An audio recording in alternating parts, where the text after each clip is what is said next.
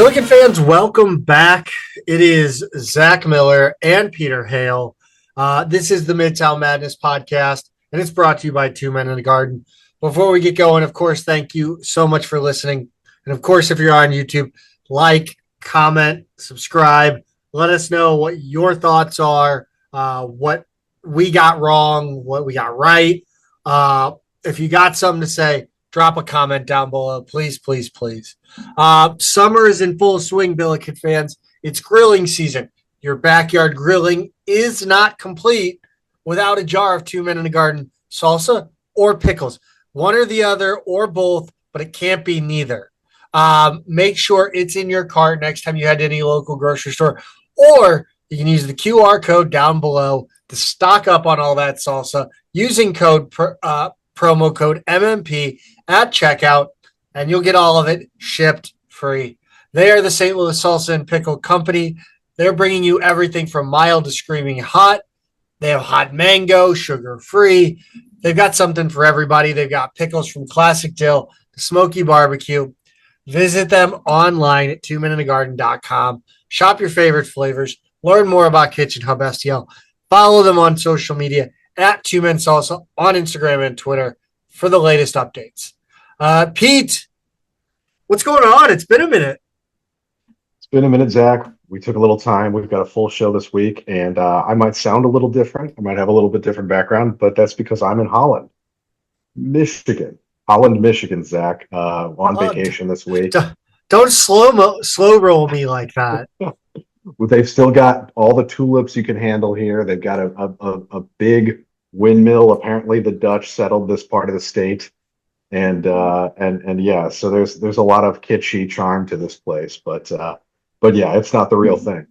Pete, I'm gonna need you to pick up that dirt cheap marijuana while you're in Michigan. Those places are everywhere up here, and yeah. My kids are. Yeah. What was the one? Oh, my kids were like, "Dad, what's House of Dank?"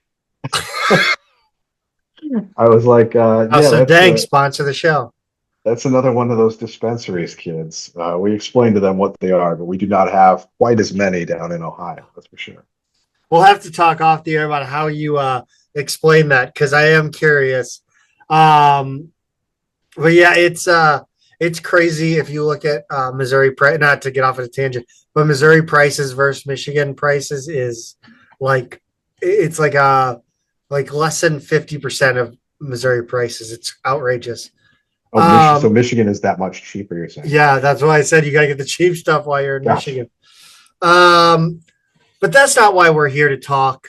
What we're here to talk about. What we are here to talk about is the good, the bad, and what are we doing of the week or the month, I guess. And the good here, the Billikens have a commitment on the board for the class of 2027. It's an exciting name. It's a name that people know. It's a name that I have grown up hearing. I don't really have a good idea on who they are, but that's a name that's just even the casual, like St. Louis.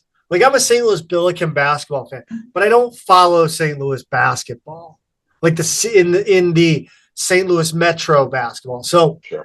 But it's a name I've heard over and over again. The bad, I don't know if there's anything bad. I don't want to wish away summer, but we're heading into fall sports. This is Brucey's time to shine, baby.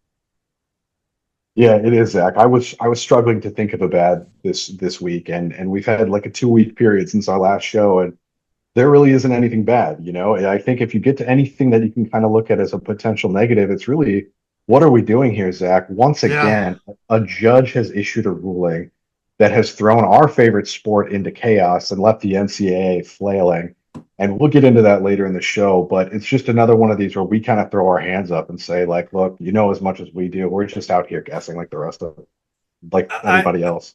I mean, what is the, like, who did I see a quote from that I didn't, like, it was one of those, the worst person said something. Or maybe it wasn't. I don't know. I've gotten a lot of those right recently. But like, he was like, at some point, you just got to say enough is enough. Like, this is silly. Now, Yeah, the NCAA could have written these laws or rules in such a way that would have prevented this. I mean, they could have done a 1 year grandfathered something like that. yeah. I don't have the answers, but I know they screwed this up, and I mean, I don't even know if they can get it right because every time there's always going to be another case. There's always going to be someone aggrieved, and it's just like tough shit. Yeah. Just tough shit. I'm sorry. I'm sorry. You're like. I mean, we're past 2020. We're past 4 years, 5 years, 2020. We shouldn't be dealing with eligibility stuff now. Right. Let's move on. Yes, I agree, Pete. Let's talk about this recruit that the Billikens have their commitment from in the class of 2027. Pete, it's a name, like I said, people are familiar with. What's that name? It's Jimmy McKinney, Zach. Jimmy McKinney, the third, not junior, announced his commitment to SLU on Monday, the 27th, just a couple hours after our previous episode dropped, because that's how this works. But if you're my age or your age, you remember Jimmy McKinney Jr. He's the one who graduated from Vashon in 2002 and Mizzou in 2006 before playing for a decade overseas. What do you remember about the older Jimmy McKinney, Zach?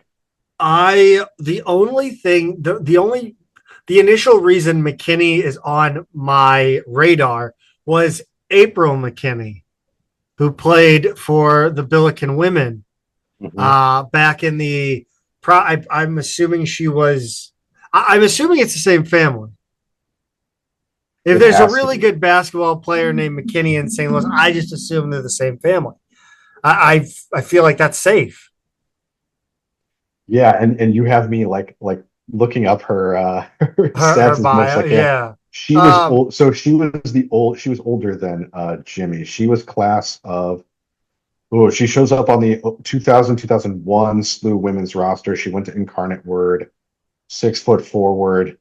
Um, I think let's see.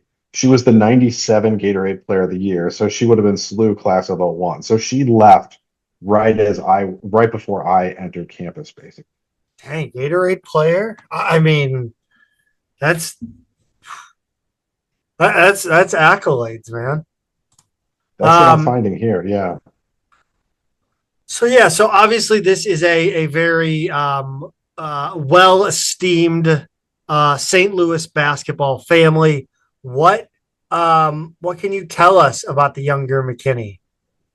So yeah, the third, he also attends Vashon. He will graduate in May, and he played his AAU ball for Brad Beal Elite. The other offers he had as a high school prospect, LaSalle was the most recent one, actually. Northwestern, Iowa, Mizzou, Iowa State, K-State, SIU Carbondale, SEMO, and Jacksonville State. For Brad Beal Elite, this EYBL and Peach Jam season, Zach, he led the team in minutes with 25.6 per game. He was second in scoring, 10.7 points a game, and then added 3.1 rebounds, 2.8 assists, 1.4 steals, 2.2 turnovers per game, and he shot just under 40% from the field. Last season for Vashon, he led the Wolverines in scoring, 17 and a half points a game, and a slash line of 504, 400, 786, which is excellent. Added 4.1 rebounds, 3.7 assists, and 2.3 steals per game. The quotes here, Zach, where there's a big wall of quotes from Eric Bossie's write up on 24/7 Sports. And if you're a St. Louis and or a SLU fan, you gotta love these. Quote: "SLU has always felt like home to me. The coaching staff has believed in me from the start, and I believe the vision they have for me and for the program. Being from St. Louis, it's special knowing I have the opportunity to stay home and represent my city. I felt like I had everything I needed to make my decision. I wanted to commit before my senior season so I could focus on getting better, enjoying my last year of high school basketball, and building relationships with my future teammates and coaches. Once I knew SLU was where I wanted to be, there was no reason to wait. Coach Schertz told me he wants me to be myself and not try to change the way I play. He sees me as a versatile guard who can impact the game in a lot of different ways. He wants me to be making plays off the dribble, being effective in ball screens, getting downhill, creating for my teammates, knocking down shots. He also likes that I play both on and off the ball so I can fit into different lineups. Defensively, he expects me to bring energy, pressure the ball for 94 feet, compete every possession, and rebound bigger than my size. Overall, his vision for me is to be a complete two-way player who helps the team win however I'm needed. It's a blessing to represent my hometown. Not everybody gets to play college basketball in front of the people who watch them grow up, so I don't take that for granted. I want kids from St. Louis to see that they can stay home and compete at a high level. SLU fans can expect someone who's going to play hard every possession, compete on both ends of the floor, be a great teammate, and do whatever it takes to help us win. I'm ready to give everything I've got for this city and for this program. Zach, I could not have written a better series of quotes for a guy in his situation coming to SLU, right? Yeah, I mean, he's saying everything you want to hear from the local kid. Yeah. I haven't seen him play. I mean, look, again, Shirts has earned my respect and my, as far as like recruiting goes, as far as like I'm not going to really, I'm not questioning anything from him. Yeah. Like he's done well enough. And I don't mean just getting great players. I mean, getting the right players. I mean, the first season was rocky. We can rehash that, but like he came through this past season. So I'm fully trusting in whoever he wants to bring into this program. I mean, he has brought in, I mean, for all we can tell, choir boys. Like there's absolutely nothing to be upset about. Like right. I'm going to go ahead and say that I think that, I mean, I think he'll fit in really well. It's, even if he doesn't fit in well, he's going to fit in really well in whatever Shirts decides to, do with the offense or defense. Yeah, I think that's right. And I'll get into kind of the fit and stuff in a little bit here, but just to kind of recap his rankings, ESPN has him at 71st in the class of 2027. Rivals Industry has him at 109. They don't rank him directly like Rivals themselves, which means he's a little bit outside their top 150. Prep Hoops has him at 130. 24/7 Sports has him at 136, which is also their composite ranking, which is like their aggregate of all the ranking services. So he kind of fits an interesting pocket there, Zach. I don't have aside from what he said, I don't have a whole lot to add about what he brings. He's 6'2" or 6'3", depending on what you're looking at, about 175. Combo Whether it's guard, 5 a.m. or 7 p.m. More like in shoes or out of shoes, but yeah. Yeah. Versatile, confident. He's got a good feel. He's smart. He has the ability to heat up. Really thrives in transition, which I think fits. Gets downhill. He's not afraid to go to the rim against bigger defenders, finish through contact. When I'm looking at highlights, that's the kind of stuff that stands out to me. Likes to run, likes to go right at guys, right? He has a well-developed mid-range game. We both know that Shirts would be fine with him as a playmaker in that space, but less so as a mid-range shooter. He's got really great handles, low dribble. He's got a high motor with really quick, active hands, so he creates a lot of steals on the defensive end. He's already won 2 state titles with the Wolverines. As a freshman and sophomore, he's going for a third as a senior. They came in 4th last season, actually. So I think those are the ways in which he fits, Zach. Now, a lot of people were kind of surprised by this commitment, right? Because he doesn't strike you immediately as a Shirts type player. He's a little undersized for a Shirts guard in that defense, right? He's going to have to add some muscle to his frame, given that size. He's a bit streaky from three. He only shot 26.7% from three for Brad Beal Elite this season. Although he, like we said before, he was 40% as a junior at Vashon. The other thing is go ahead. Well, I was just going to say, like, I see it. It's not so much the physical description. It's he's going to play. He's going to get that ball out in transition, and he's not afraid to attack the rim. Like, that is the Shirts MO. It is no dribble layups or get the ball going downhill in the fast break and just get that early bucket. That's right, and I think Shirts would probably want him to be more of a distributor than a scorer. Like not one or the other, but develop that part of his game more than the scoring part of his game, which he has relied on more in high school, right? So the other interesting kind of thing about his recruitment, Zach, it's been a little cool lately. Like he received a lot of offers early in his high school career, but he really only has one in the past year or so, which was that LaSalle one I was talking about. I'm not sure if that's a true reflection of how programs are holding off, or if he has just kind of zeroed in for SLU for a while. But I will wrap up this summary just with a recent ESPN quote from there was an article about what a nightmare roster construction is right now that came out last week, and the quote is from an unnamed power conference coach. If you were a top 50 kid in the past, you'd have all these options. Top 25 kids now, they still have the blue bloods, but those kids in the back end of the top 50, all the way up to like 100 or 120, their recruitments are all over the place. From 120 to 150, though, the top schools are getting back involved because they're looking at them as the guys 13, 14, 15 on their roster. It's a really strange class. So McKinney is actually in that 120 to 150 range. So make of that what you will, but he looks to me like the guy who is slotting in as a depth piece on a power conference roster, which is we'll go ahead and just call SLU that for our intents and purposes right now, because that's the level they're competing at currently. So I thought that was kind of interesting. That being said, so don't expect a ton of him as a freshman, but as a long-term player, I think that's kind of what they're looking at here, because there's no denying his talent. And it is interesting that they are looking at him as a long-term player. I mean, again, like I think Schertz has proven that he's able to keep guys around.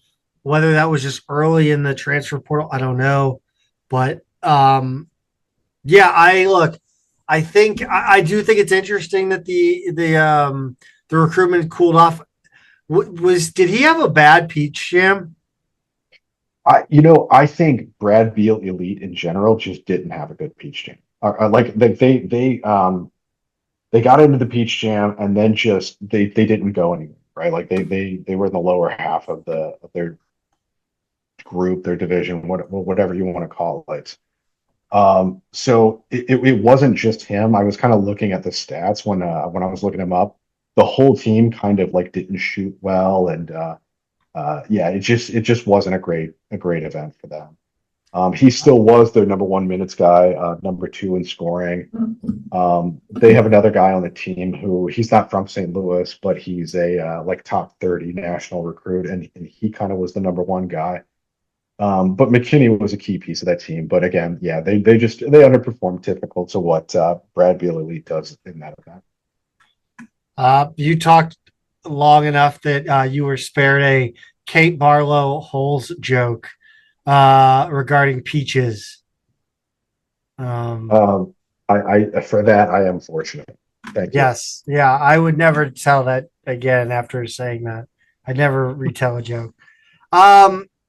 There are some updates with guys we are recruiting. There's an offer, and there's also a player that has come off the board as well. Well, so this guy actually is still on the board. Trey Keith.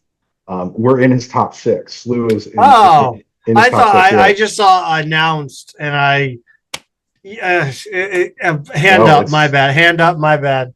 It's good news on this one. Top six. The other five are Virginia Tech, Clemson, Georgia Tech, Mississippi State, and Boston College. And the other good news is he's going to visit SLU September 17th to 19th. I like him. He's an organized kid. He's got, these are my top six, and here are my visit dates. Had them all lined out in the graphic. I thought that was nice.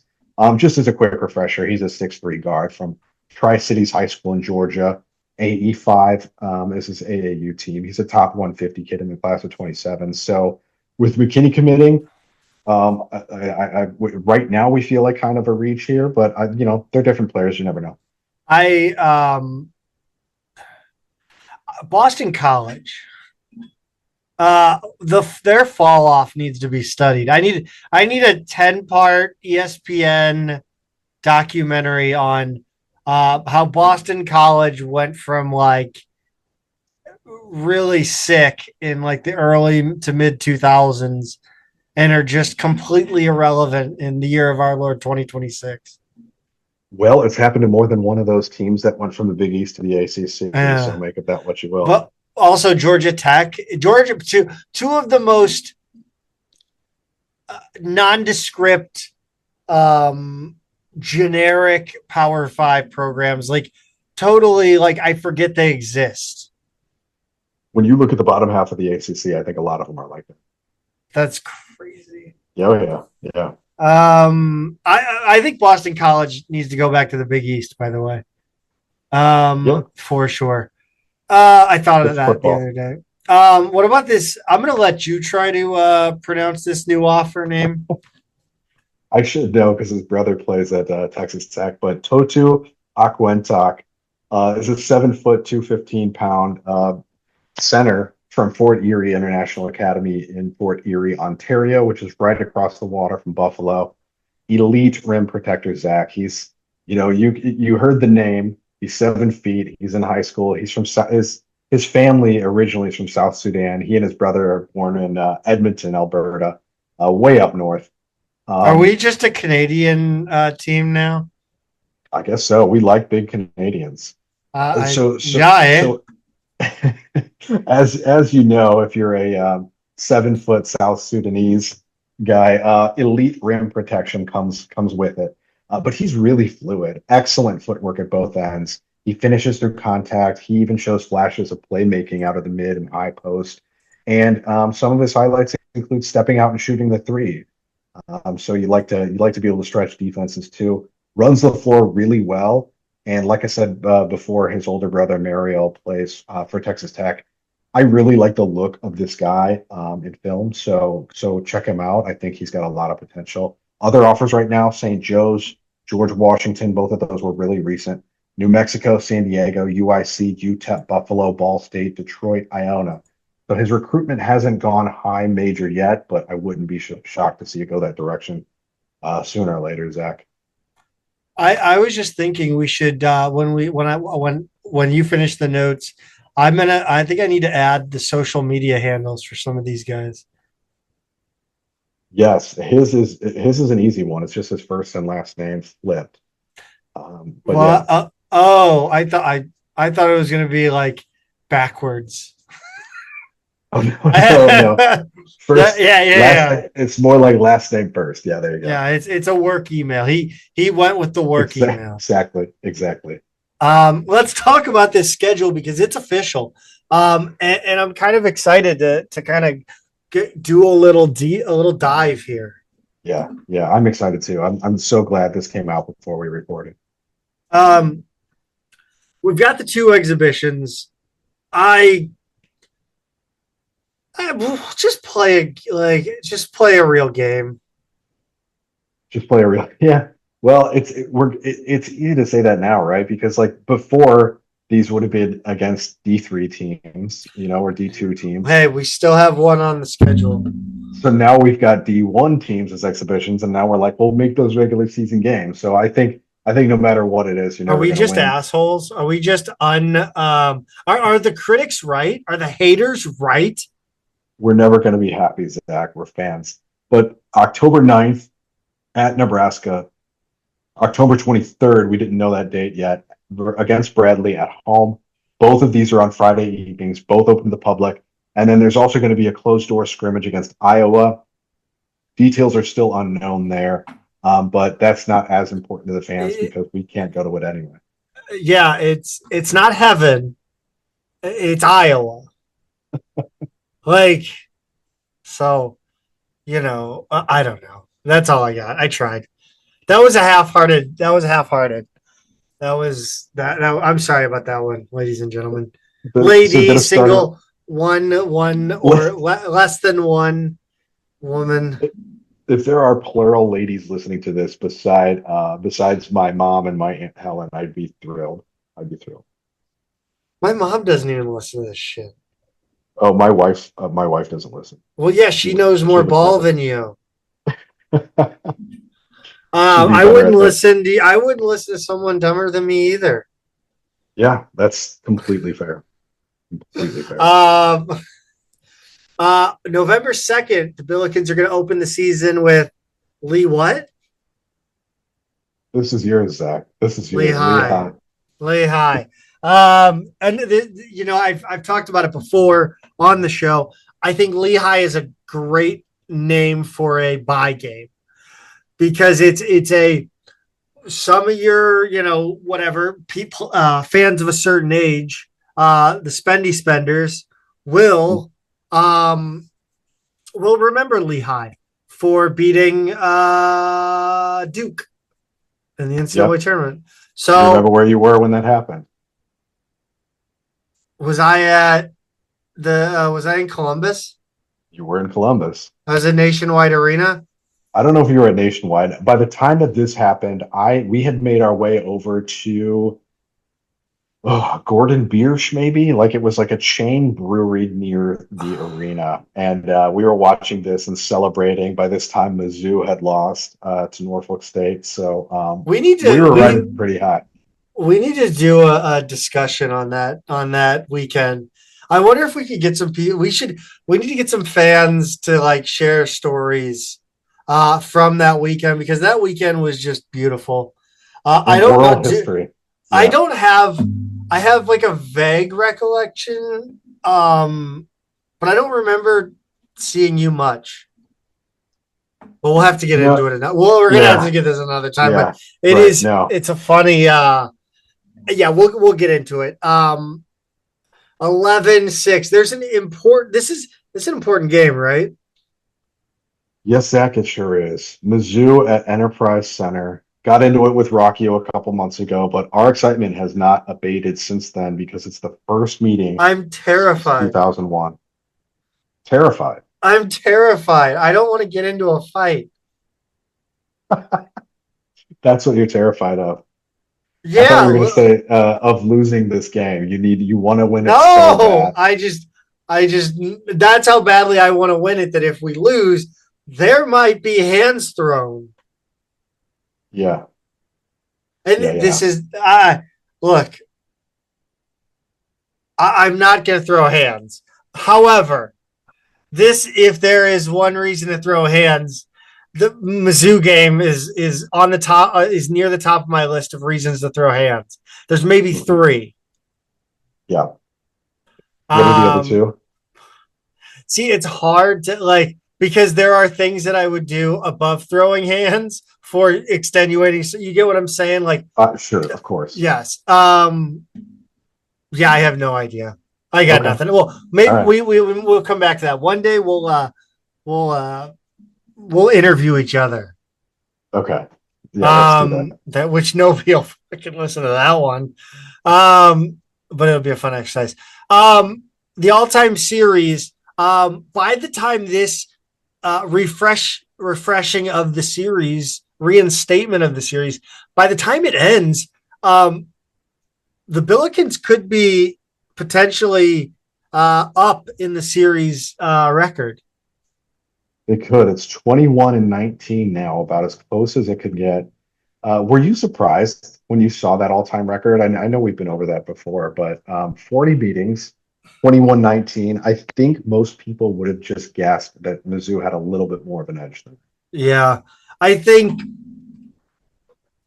don't know. I guess I am surprised. Again, it's just kind of like your perception of history is all, I mean, we are as much as I'm going to sit here and be like, my hatred for Mizzou is completely logical. There is some little brother syndrome to it in that you just remember I never had siblings, so I don't really know, but I would assume you remember the times that, you remember all the time, just like somebody at the card table can recount every bad beat they've ever had. You don't remember your wins. So I think our proximity, makes us feel like we've been, Carlton, down little one for the last, whatever years the series has been going on.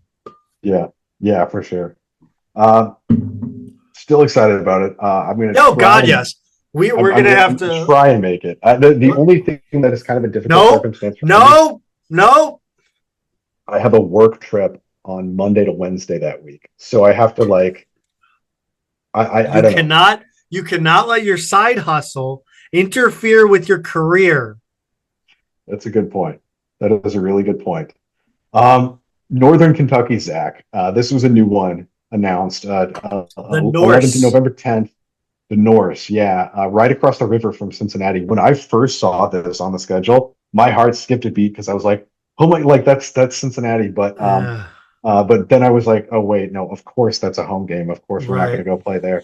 But they do actually have a pretty big, nice arena, and it is less than 20 minutes from my house when there's no traffic. But Northern Kentucky was 186 in the net last season. I believe this is the first time the schools have met.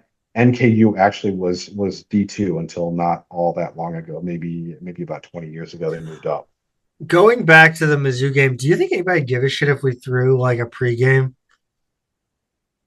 Uh, I guess it depends on what the Yeah. circumstances were. I mean, I was thinking out in like St. Peter's, Oh, huh. Like I'm just saying, like a bar. I don't know. Yeah, I don't I know. don't know. Let's We figure it should. We out. should. Anybody out there have any connections with a bar and grill?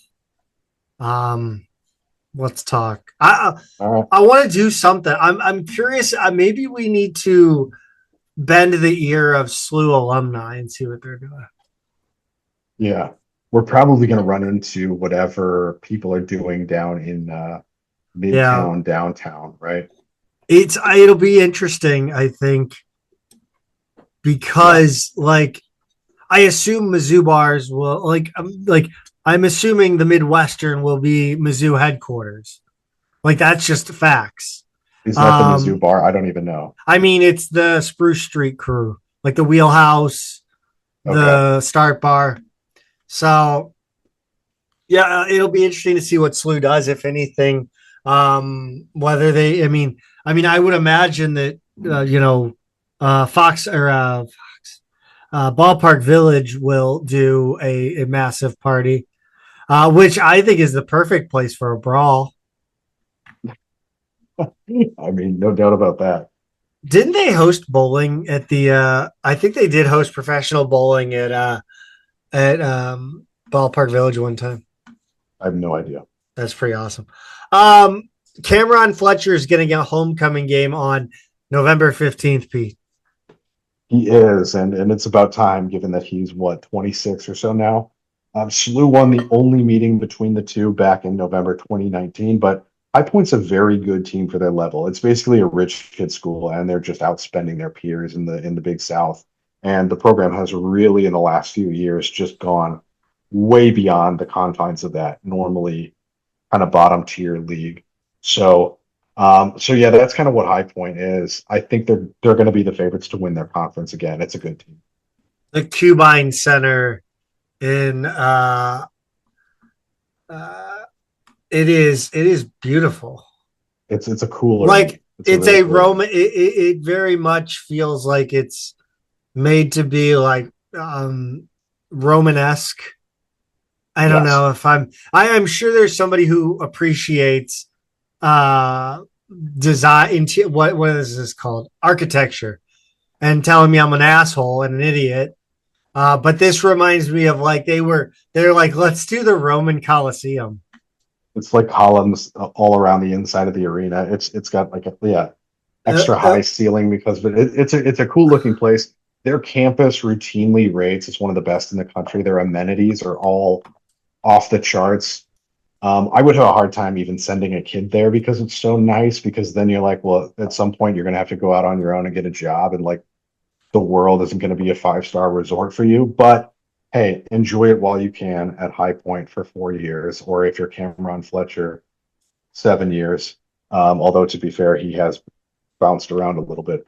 But yes, Rob Martin was there as well from St. Louis, and he has since graduated. I don't think he's one of the people who's going to get a bonus year of eligibility, but I could be wrong. Dude, I'm so over it. Yes. Yeah, the High Point Arena gives off like super exclusive boys private school in Minnesota that has like a state championship hockey team, like a nationally, like Shattuck St. Mary's, for Christ's sake. Like Yeah. it gives that vibe off. The Like concourses like are like very like white, like columns, marble, like they're like very kind it, of shiny. it's like the little ice rink in D3 Mighty Ducks. Um, just ornate for ornate's sake. Hmm. Um, Speaking of St. Mary's, Shattuck St. Mary's. Um, Pete, the Billikens are I did we play them last year? I can't remember at this No, point. No. this is new. Okay. Well, we're playing St. Mary's at on the road, and I think this is another one. It's a name that people know. It is, and I love this game, even though former SLU assistant Randy Bennett is now gone. They were 24th in the net last season, 26-6 overall. I don't think they'll be that high again, but this is a solid quad two game nonetheless. They've only played once before, and SLU lost 42-35 back in 1946. So it's about time we got this series reignited. And Zach, as we'll get into, this precedes our other games in California this year in the Acrisure series. Of course, they're on the other side of the state. This is up in the East Bay area in Moraga. But yeah, I love this game. I'm so glad to see the series get started. They'll return What to SLU in 2027. what night of the week is this? This is you know what, I should have put days on here, but the You St. did on the Mary's first game one and then gave up. I did. The St. Mary's is a Friday. Okay. Yeah. So November 20th, Friday, they'll have the weekend off and head down to Palm Desert. And then on Tuesday and Wednesday Oh, is the Acrisure series, Zach. yes. The 24th against Grand Canyon, and then the 25th against Colorado or Stanford, depending on how the first one goes. And this is the only game so far, these two games that we have the tip time for. 8:30 Central Time is the tip off against Grand Canyon. I got to be honest, Zach, I'm getting kind of sick of Grand Canyons. Third year in a Yes. row. Speak your truth, Peter. It's a good game. They were 71st in the net last year when we beat them on the back end of a home and home. It's nothing against the level of competition. I really just want some variety. I'm just tired Yes. of. They're feeling I like a conference opponent now. Yeah, and I mean it feels like a rivalry that I don't give a shit about. Correct. Like Yeah. You would it's never actually care about this team, this school. right, and I think it's it's like there is a rivalry growing, I'm sure, but like it's not one that the fans are going to give like care about. Like it's not something like it's not something that's going to take up our they're on the West Coast. It's not something that's going to take up our time when we think about the Billikens. It's not going to be, I hate Grand Canyon because it's such a good rivalry. It's like, oh, I hate Grand Canyon because the school sucks. And like, I'm tired of hearing about them. Yeah. Yeah, it's just not, I don't know. It just doesn't have that kind of appeal for me either. But yeah, they've been good games. They barely got us in that first one and got them back last season a little more handily. And yeah, hopefully this will be it for a while with Grand Canyon. Stanford, Colorado, the next night. The game's going to either be at 8:30 or 11 Central, depending on the outcomes from the day before. I don't know if winning gets us the late slot, but I don't know how appealing that is. Obviously, we remember the heartbreaking loss to Stanford last season in this event that I watched on delay back in St. Louis. Stanford overachieved last season. They finished 62 in the net thanks to their breakout freshman star, Ibuka Okori, but now he's an NBA player. Colorado, the interest there, and this is Alon McKaylee's former team, 76 in the net last season. I think Colorado's supposed to be the better team this season, but SLU is supposed to be better than both of them. So hopefully we go out to this Acrisure series and take care of business and win 2-2. Yeah, 2-2. Big Chuck Two Woolery guy. two games in 2 days. Yes. 2-2. Chuck Woolery. No, Sure. never mind. This Acrisure series, man, another kind of disappointing field. It's funny because it's just kind of the same thing. They're just kind of running it back from last year. It's so weird. It's like the We're same mix of playing teams. Grand Canyon. It's oh my god, it's like Palm Springs. the movie Palm Springs, and it takes place out there. That's I had not made that connection. We are playing the same teams. I want them to be warming up in the same shirt Andy Samberg was wearing, just going through the motions, like walking around, taking a drink of this guy's soda, eating that kid's nacho, going through the layup line, knowing that none of it matters. Yep. I love it. If you haven't seen Palm Springs, by the way, go watch it. It's original. It's not an original concept at large. It's original in its execution. Anyway, nobody. Yeah. How about this? This news really rocked my world. I am hyped for some nationwide arena in Columbus. It is a place with beautiful memories. It's like taking a pilgrimage to a holy spot. It really is, Zach. And this game is on the 29th of November, right after Thanksgiving on that Sunday. This is against South Florida. It's part of the A10 American Athletic Conference Showcase with Dayton, Memphis as the other game. My guess is that SLU South Florida will go first. We don't have times yet, but I think Memphis is a little more of a headliner, and I think Dayton being an hour away from Columbus is probably going to have a little more. That's going to be a little more of the marquee game, I think. South Florida, not being nearby, having a new coach. We heard rumors it was going to be in Columbus or Indianapolis, and then Penny Hardaway said it would be in Chicago, so it shows what he knows. Penny's adult. He kind of is. South Florida, the new coach that they have this year is Chris Mack, who we remember from his Xavier days. They had a very respectable 45 ranking in the net last season, but new roster, new coach, etc. SLU is actually 8-3 all time against the Bulls, dating back to those Conference USA days. That was a team, Zach, in our same conference, because Conference USA was so weird back then. They were one of those teams you just didn't care about, even though we were in the same conference as them. They were just one of those random Southern teams that was in there and didn't matter as much as your Louisville, Cincinnati's, Marquette's, DePaul's. Hold on. Will we see a return of that one fan that dressed with the Bulls hat?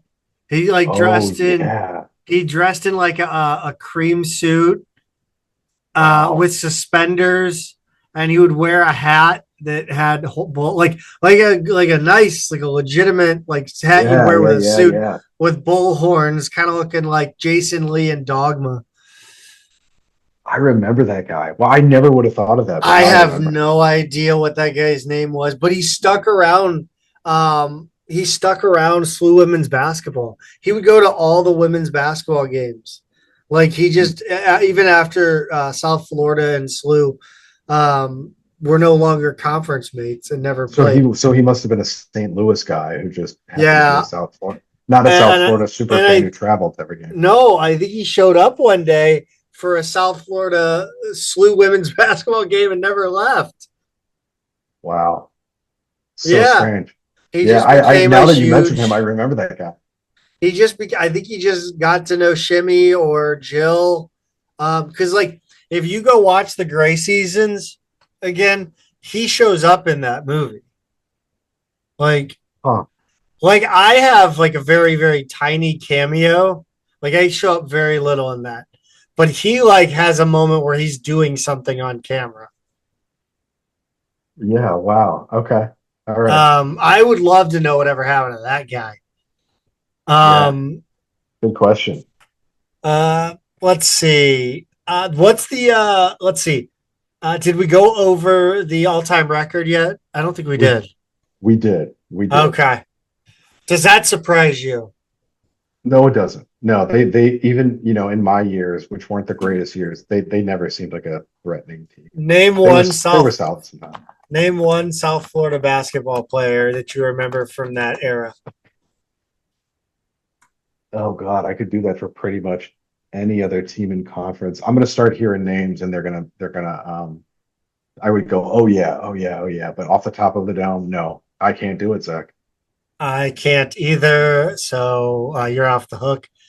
How about Arkansas Pine Bluff on 12-2? Arkansas Pine Bluff had one of the greatest negative space jersey or negative space logos of all time. It's up there with Hartford Whalers. Yeah, they really do. That is a fun one. That's still their actual logo, by the way. Is it still? Yeah, Oh, yeah, it's still in it there. is. Okay. It's the lion's mane that spells out UAPB. It's pretty It is fun. unbelievable.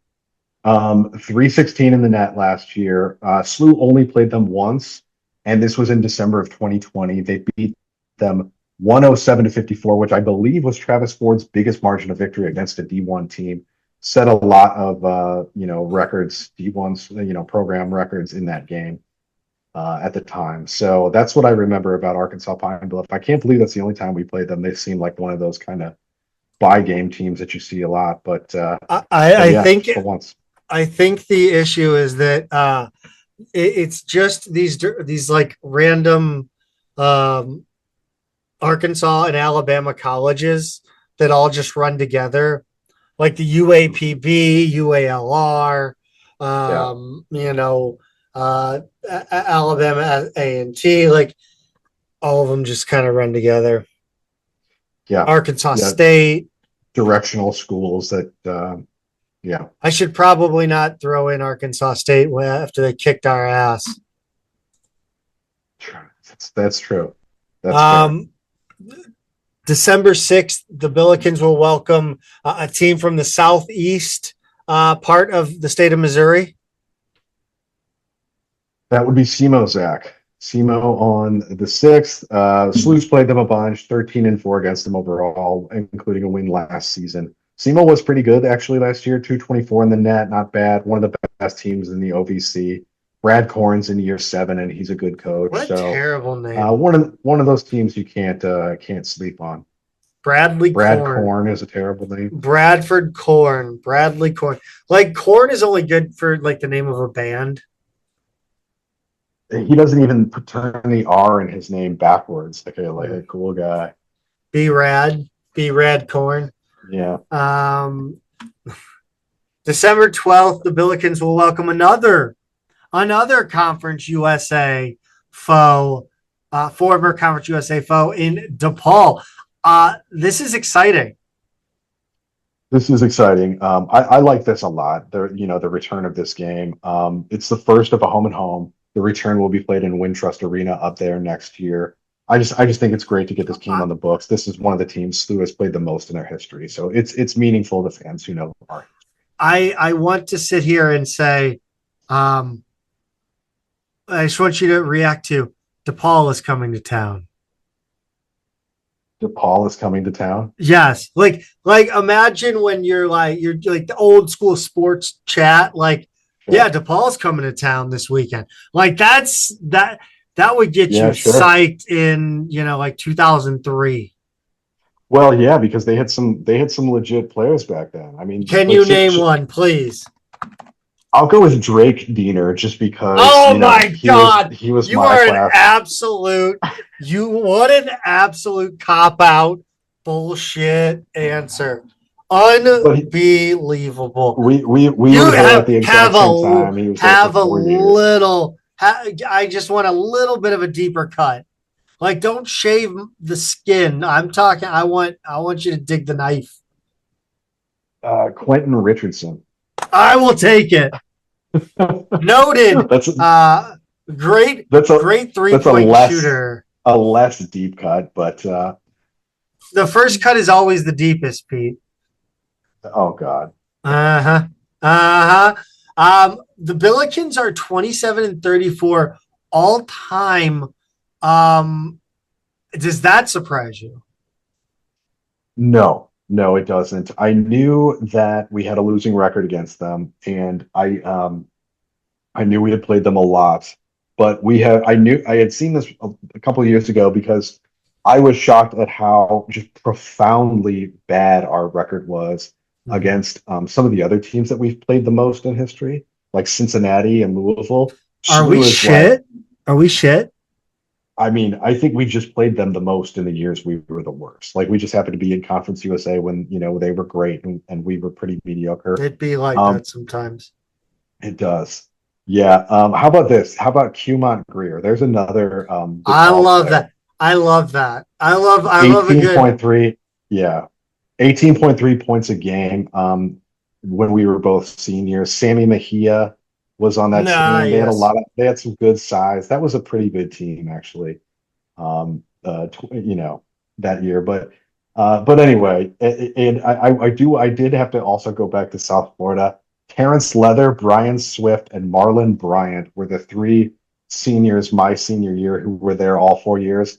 And they're kind of like Terrence Leather was the one I think that would have stood Terrence out the most. Leather. Tear leather. 6'9", 225, averaged 18.2 points and 9.6 rebounds. And as soon as I saw his name, I was like, oh yeah, he actually was good.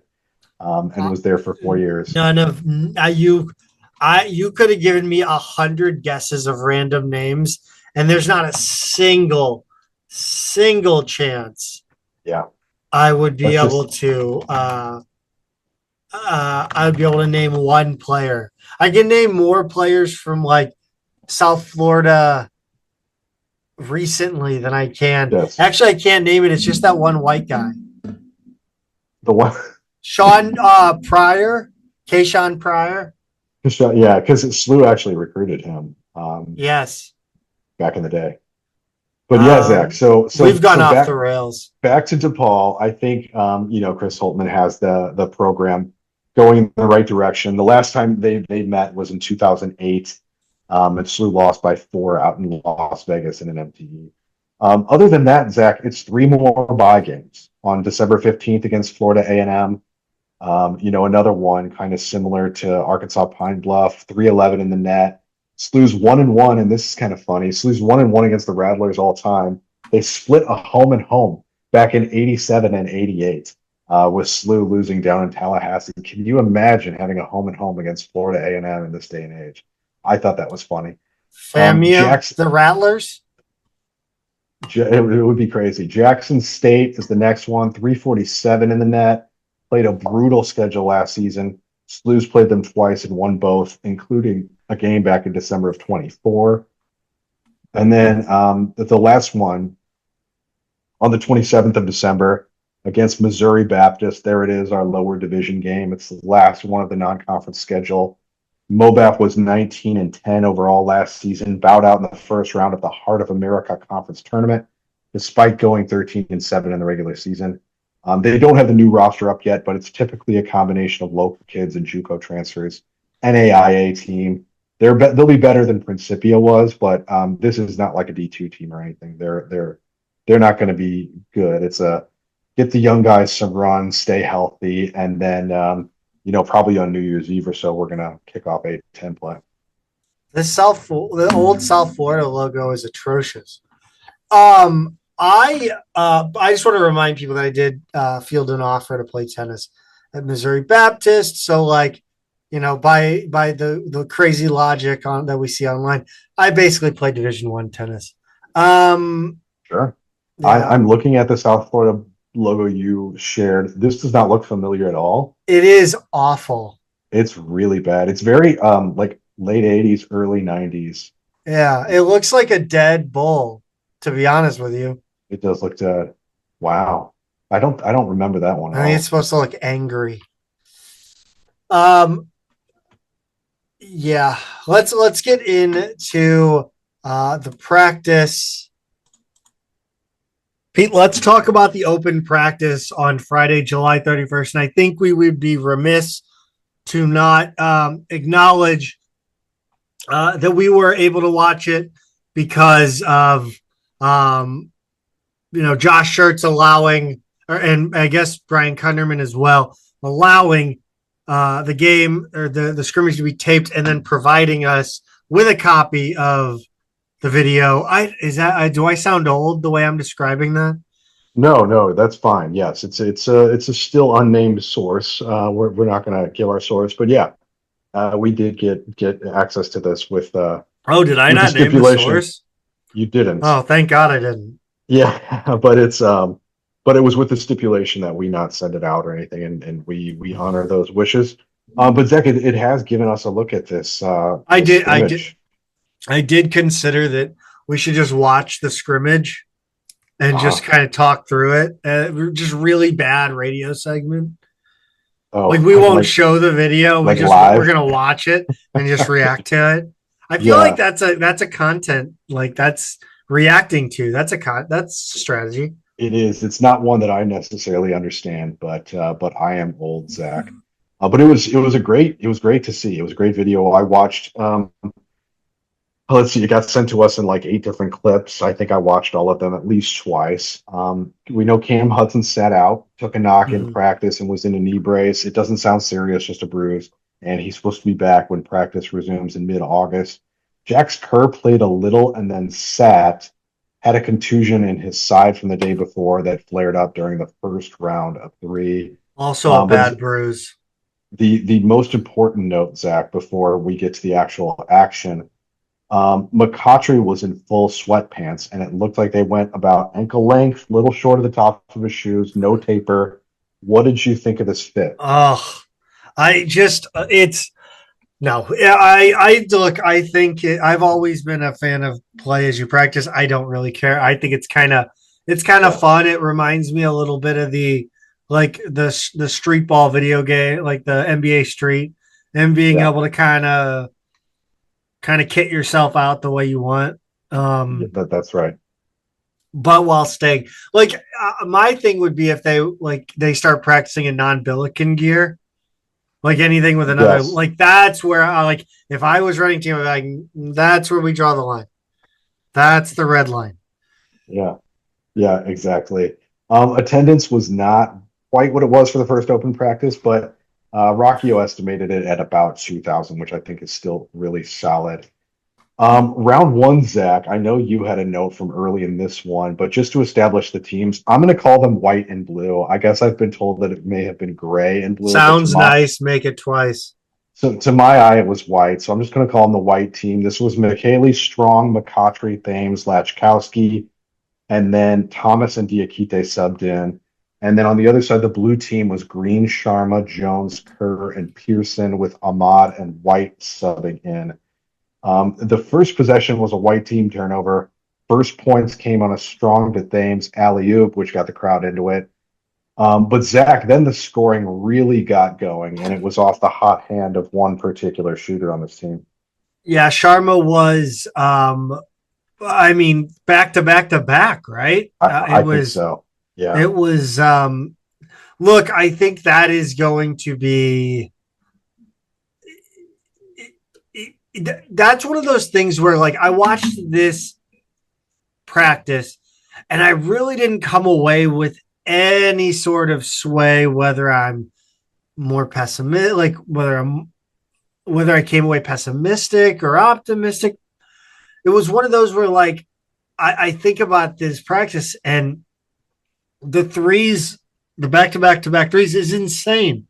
But Yeah. like I watched it in practice and it didn't really register with me until I kind of like the next day I was like, oh, that's 9 points right there.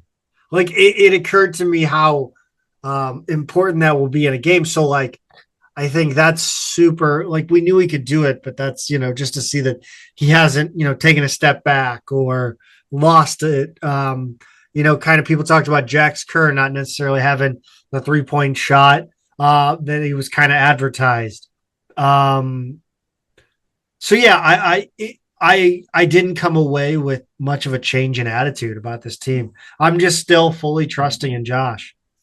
No, yeah, I agree with all of that. And in terms of not taking a step back, I would add that I think he's adding elements to his shot, because one of the things that Bovair and Green talked about when they were on with us a couple months ago is the way that those guys push each other to shoot in ways that's outside of their comfort zone. Like when Sharma got to them, they said he was such a square up shooter, and they have challenged him to shoot on the move more and to shoot Which is outrageous. That higher, is and an like insane thing I've ever heard. There's no and way Sharma just learned how to shoot on the move.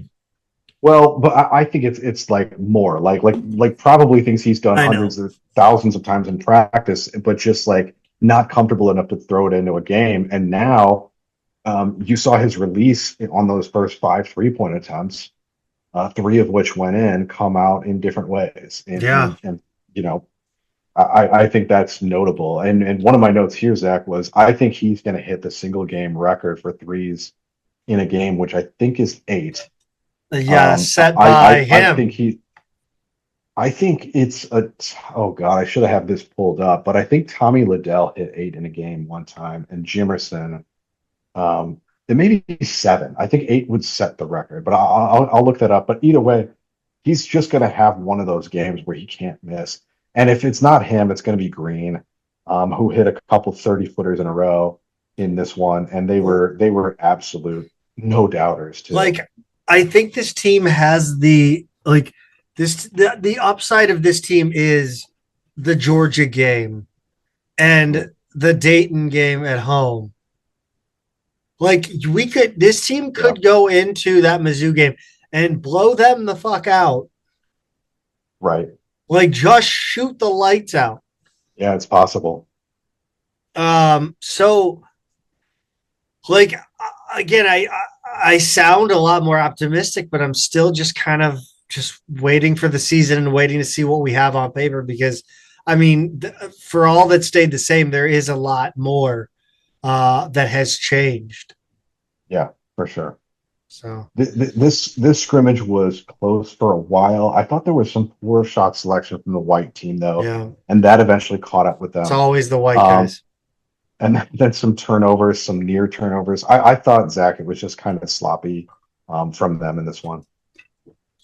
Yeah, I thought it was sloppy. But like again, I'm watching on the computer. It's tough for me to kind of ascribe. I don't know.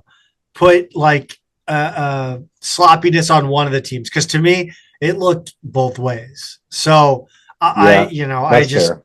I just don't. That's what I was worried about in this is just kind of like the missed shots, not even the turnovers because I know we're going to turn the ball over. We've seen it. We can't miss shots because our shot selection is so good. If we are missing shots with such a good shot selection, we are in trouble. Yeah, yeah, that's right. So, Zach, one other player I wanted to note on blue, Quentin Jones. If he could finish like this all season, I think he's a first team All A-10 player. He was dynamite, and I thought he was maybe the most consistent player across the 3 scrimmages as well. what a crazy find he's been. Like, I don't think any of us expected this. Yeah, no, Um, he's been great. Strong, meanwhile, I think it looks like he doesn't quite fit in the offense yet, or maybe he just hasn't figured it out. He likes to get out to the perimeter and shout for the ball. He's got a really distinctive woo, like when he wants the ball, it's a really long scream. But he just doesn't move a lot off the ball. I don't know. I just think like, okay, yeah, he clearly wants the ball in every possession, right? I just hope the decision making matches that confidence. The point of this offense is to generate the best looks possible, not to generate looks for Elijah Strong. So I just want to I want to see him start getting in the rhythm of what this system is and what. a little more unselfishness, it sounds like, is what you're asking for, Yeah, probably. give or That's take. probably a shorter way of saying that. Yes. It was interesting. I thought watching the video that Shirts was hanging out on the near side instead Yeah. of along the bench sideline. I don't know if it means anything or if I just thought it was interesting and a different look for me. Yeah, the refs really needed to call that tech to get him back in the coach's box. Um, It's way too far out there. who does he think he was, wandering all over the place? The final was 31-16 blue, which means it ended with a 16-0 blue run because it was 16-15 when White hit a corner 3 with just under 3 minutes to go. Sharma and Green were really the difference with their 3-point shooting. Sharma had those 3 early that we mentioned, and then 1 at the end, and Green had those 2 late bombs. So that was the difference in the game, Zach. We talked about shot selection, but it was the shot making that really that sealed it for Blue. Um, and I talked about that. The shot making of our bigs and our players at the rim. I do think that, like it does worry me, but again, I think it's the shirt's offense is a style that it's for high basketball IQ and high work rate, but players who struggle to finish in traffic can really still excel and still put the ball in the hoop.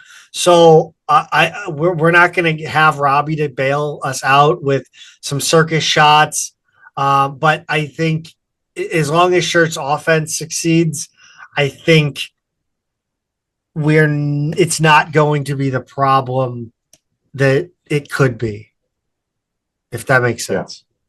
Yeah, it does. Yeah, there's some definite God, I ifs. thought I was rambling. But no, I think we saw enough in the scrimmage to kind of give you that what might this look like without Rob, right? And we saw some different lineups, different looks, and absolutely, yeah, I think you're 100% right there. Talk about round two. Yeah, we're going to round two, Zach. The white team this time was Green, Sharma, Thames, Pearson, Jones, with subs. Elijah Strong was off the bench. Blue was Lachkowski, McCautry, McKaylee, Ahmad, and Diakite, with Thomas and White off the bench. I thought the combination of bigs on blue passed well with each other. Diakite, McKaylee, McCautry were unselfish, gave each other easy layups. And Magic Mel really got going in this one, Zach. I thought he had some great passes, hit a couple threes in a row, played at a pace and control that made you think, if we're going to be worried about what this offense looks like without Avila as the trigger, maybe give this natural point guard like this kid, some more run, right? He made some mistakes early in the game, but once he had some time to go, I think he really, really was impressive here. How much do you think this guy's going to get, like, the keys to the kingdom early? I don't, given that Shirt still is talking about a 9-man rotation, just the math doesn't work out for him to get much. But gosh, every time I see him, I'm like, hey, a hard time keeping this guy completely at the end of the bench. He's got some real tools. And the thing that I think is different about him is he's so comfortable in transition. Like a lot of guys, they love to run, they've got a lot of talent, but they're error prone. And he can run as fast as anyone on the floor down the court and still make a good pass, like a good pass that leads to an easy finish. And that seems really rare to me. And so I would hate not to see him much for that reason. I'm excited about him. Maybe I'm just building him up in my head. Like putting him on a pedestal. And I haven't really noticed a lot of him. I just think he could be a guy that comes out of nowhere. Yeah. To put up big minutes. He's got the tools for sure. Let's see. Where are we at? Next 37. page, round three. Yeah. Round three. What do you got? No. Just wrapping it up on two. Oh. I think the other thing though is Trey Green has really improved as a passer. He's talked about it in quotes in the offseason, but it really does stand out more when you watch these scrimmages. It looks like he's very intentionally adding more passing to his game, more playmaking to his game. I mean, when you have guys barreling down on you at breakneck speed to close out a shot, it's going to be helpful if you can find another guy. For sure. 37-27 was the final with Blue on top. A bit of an unexpected result, I think, given the lineups that we read. But White just couldn't get those shots that fall. I think if this were the first half of a normal game, White probably would have won in the end. Like they probably would have figured it out in the second half, but just didn't have time here. But in round three, Zach, we had Thomas, Green, Lachkowski, Diakite, and Strong on blue with Thames off the bench. And then Jones, Sharma, McCautry, McKaylee, Pearson on white with Ahmad and White off the bench. And this one had a little bit different feel to it. Every time I hear Pearson, it's immediately Mickey. And that may not change for a couple of years. It's going to take some time. Talk to me about Luke Lachkowski, because it's interesting. He really reads as 3-point gunner, but he's doing so much more already. You're getting some glimpses of some stuff here where it's like, okay, all right, this guy's got to be in the rotation. He had a couple of those Jimerson like 3-pointers, catch high, let go high, right? He was a ghost until late in the second game, and then throughout the third game, he was great too. So basically, the first half of the event, he just was not a factor. But we talk about him as the Dunlap replacement, and I think the difference between him and Brady is that at this point, Dunlap was, a pest. He injected himself into situations so much more, whereas Luke was a little mechanical and tentative in the early going of these scrimmages. And then Jimerson, to contrast, kind of moved more off the ball to get himself open. That's something I think should come with time. And we already know about the latch cut, so he's figuring it out. But one thing I saw in quotes a few weeks back, Zach, is how his length and vision have found him in passing lanes, creating steals. And that happened multiple times in the scrimmage. Like on the defensive end, you catch yourself watching as a fan, watching the ball, and then all of a sudden this player comes from out of frame and has his hands in there, and the ball's going back the other way. So that was a kind of surprising element to me of his game, I think. I wonder how much we are doubting. Not even. I don't know. Are we not talking enough about the potential for this defense? Probably not, because this team is taller, they're more athletic, they're going to block more shots. I'm hoping they create more steals to kind of close that turnover margin. Yeah, I mean, the defense was great last year, but certainly they've given themselves the personnel for a similar or better defense this year. Talk to me about the highlight of the day here. It has to be. It has to be Pete. Yeah, strong to Thames on that alley oop. It was it, right? Like Strong kind of over just to the side of the basket, lobbed it up to Thames, who he reached way back and just tomahawked that thing hard. And the best was the reaction from Thomas on the near side corner, just jumping for joy. I mean, that was great. Quentin Jones, though, answered with a dunk at the other end, and then McCautry had one on the next possession. And that minute stretch there was about as loud as the crowd got all day. So it wasn't just that we had the play of the day. We had two more really good dunks right on the heels of it. Run us through the stats there for the third round. Yeah, so White won 36-23, and these stats are actually going to encompass all three games. Because what I have, thanks to Stu Durando, points, Jones led everybody with 26, Thames with 19, Sharma 18, McCautry 16, Green 15, Lachkowski 14, White 12, McKaylee 12. Assist to turnovers really stood out to me. Green 9-1, Jones 7-6, McCautry 6-2, Thomas 6-1. The highlight, I think it highlights exactly what we said about Green's passing, 9-1, right? You don't love that turnover number for Jones, though. 3-point shooting, Sharma was 6 of 9, Lachkowski 4 of 6, Green 4 of 9, Thomas 2 for 2, Jones 2 of 3. Obviously, percentages you would take from any of those guys any day, let alone for the season, which is an unrealistic expectation, but still good to see. Zach, final thoughts on watching this scrimmage. What are you seeing here? What do you like? What don't you like? What are you thinking? I think I'm underestimating or under kind of talking about or acknowledging the defense.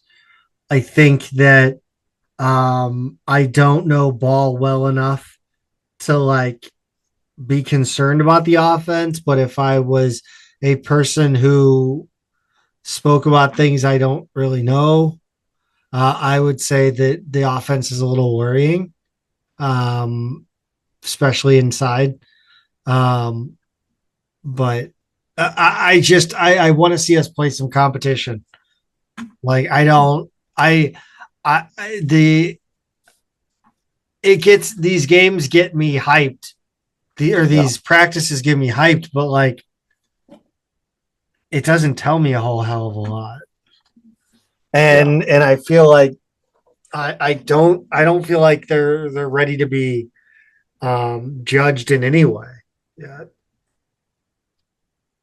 Yeah, I think that's fair. And if you really want to get hype, Zach, I don't think we mentioned this part before, but it's 2 weeks, or sorry, 2 months from today that the first I didn't even exhibition see John games. Rothstein's tweet today. Did he tweet about something like, 2 months till basketball? 2 months from today, we have that Nebraska scrimmage. Wow. So you'll get your chance, and I agree, it's early and it's hard to judge against your own teammates on defense. But I think there's a couple thoughts that I had watching this. I think there's a thing happening here, especially in that first game. It has to do with a lot of new players to this system. Guys are trying to, make the rotation for the first time. They're just kind of overthinking things a bit. I think there's this short system, and guys are learning the principles. They get caught up in trying to make the absolute best play out of every possession. Sometimes that results in overpassing and therefore passing up the first good look. So I want to see them take the first good look more often. I'm actually a little more bullish on the bigs than a lot of what I'm seeing on Discord, Twitter, Billikens.com. It's clear that the top six or so guys are returning guards and wings. The bigs here just really need to be role players, right? I still need to see more of Kerr as the trigger man. Unfortunately, he was hurt here. But as Rockio said, he mostly just needs to run, dribble, hand off, and protect the rim. I think that's a reasonable baseline expectation this season. How soon are we going to see the rest? I don't know. But if he plays his role and serves the guys we know are going to score, then I'm completely okay with that. I think McKinney is going to be a pest for opponents. He rebounds, he finishes a few feet from the rim, he fights for the ball. He really clobbered Thames on a screen near the top of the key. He's a high floor, moderate ceiling guy, I think. Strong probably also fits in that category. But he's a bigger question mark on both ends because I just don't know how well he fits this system yet. I don't like what I've seen of him as a rebounder. His career stats back up my eye test there. He's a good enough scorer, but he did a lot of mid-range shooting previously, and we just need him to get to the rim and be like 35% from outside. Pearson showed a few flashes, but isn't there yet. Diakite too. Those guys are going to be good long-term players. White, though, is the one where I'm really intrigued because he's so much more physically developed than you'd expect for someone who's young for his class and who's an incoming freshman. Hit his first attempt in the scrimmage was from three. We know he can do that. Of the young guys who are not named Jermel Thomas, he might be my pick to steal some minutes there. So I think there's still some concerns here: rebounding, turnover margin, free throw shooting. But like you said, Zach, we just need to see them get some real run before we make more of a judgment there. Pete, let's make an awesome transition to tell the people about Two Men in a Garden. This week, I want to tell the people they have merch on the site for, I think, the first time ever. And that's exciting because you can get one of those fun I Got Pickled at the Palooza t-shirts Here we for go. just $15. They also have a Two Men in a Garden jar opener, which is always handy to have around if your hands aren't as big and strong as mine, or even if they are and the thing is just a little slippery. So head over to twomeninagarden.com. Pick up some merch to fill out your box of salsas and pickles with. Use the code MNP for free shipping and tell them we sent you. Twomeninagarden.com. Pete, the Charlie Foxtrot that is college athletics continues. And Yeah. I just don't know again how we can't just say tough shit. Like, I need a tough shit law in this country. Yeah, Zach. I mean, you and I both went to SLU, and the dorms are much nicer now. So shouldn't we get to go back and live in those dorms because they're That's what I'm nicer? saying, dude. We Dude, didn't that's what get I'm my saying. meal. The cafeterias were awful when I went there. The food's better now. Why don't I get to eat that Whoa, food? whoa, whoa, whoa. It is not better now. They took out the damn Chick-fil-A, the KFC. Oh, you have no idea what the cafeterias were like. Well, maybe you do. They were bad in the early I aughts. bet. They were bad, but Um, nonetheless, okay. So right, we've got this injunction here, Zach. Friday the 31st, federal judge, U.S. District Court in Denver issued an injunction stating that all the high school class of 2022 athletes who played 4 seasons in 4 years are eligible for a fifth season. Later clarified that the injunction only applies to athletes in this class, does not enjoin roster sizes, scholarship limits, transfer rules, revenue share caps, etc. and it also doesn't allow players to enter the portal. However, recent decisions in a few states like Ohio and Tennessee do allow named plaintiffs only to enter the portal. So, in other words, if you didn't enter the portal back in April, your only return to college option is to return to your last college, and it's already move-in month for the fall. We're seeing some of those plaintiffs commit, Zach, like Javon Bennett to Gonzaga or Terrence Ginyard returning to Duquesne. And again, I say, get a job unless this happens to SLU, in which case we say what? I don't know. I have mixed feelings on it, right? It's just another example of like it's taking advantage of the justice system, the judicial system. Like this is literally just arguing pedantic bullshit until you can push it as far as you can go. Yeah. Like this is pushing as far as you can go to push as far as you can go's sake. Yeah, I mean, we're not the first to make the point, but the real winner here is billable hours. Yeah. Just anything you can challenge, people are doing it now, and I'm exhausted, Zach. The NCAA is planning to appeal the decision. The 5-and-5 rule was supposed to take effect in fall 2027, so it wasn't supposed to apply to the athletes who ran out in 2026. As a refresher, that rule will allow 5 seasons of competition over a 5-year period that begins with an athlete's full-time enrollment or the academic year following their 19th birthday, whichever occurs first. Charlie Baker and the NCAA are saying this is why legislation is needed. The Protect College Sports Act is back in the spotlight. Could be voted on when they're back from recess, but didn't make it in time before this August recess. So what does this mean for like SLU? for politics to stay out of sports and sports to stay out of politics. Ideally, yeah, but I don't know if there's any other way around it at this point. So does this mean anything for SLU, Zach, specifically basketball? Are we going to see Robbie Avila, Deion Brown return? SLU's roster's full, and Schertz speculated about whether this will hold up, saying that Robbie gave up millions to stay with the Billikens, and he doesn't want to have him to have to do that again. Would you welcome them back? Would you welcome other players if they're allowed to enter the portal? How should fans feel about this? Exhausted. I don't know, man. Like, get a job, dude. Yeah. It's I shouldn't say that out loud. I mean, I know what you mean. It's fair though. Yeah, I just don't get it. Like, yeah. I don't understand because it's not about the extra, like it's not all of this stuff that's being adjudicated. It is not about the actual thing. It's like, again, like I said, pushing the envelope for pushing the envelope's sake and suing to sue. Yeah.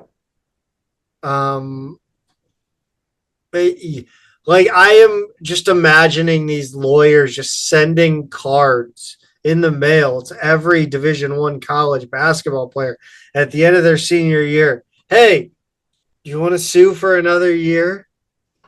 Like that's what I imagine's happening. I don't know if chasers are this generation's ambulance chasers. Yeah. Yeah. I just don't know. Like, do we just keep doing this every year? Are we going to do this every year?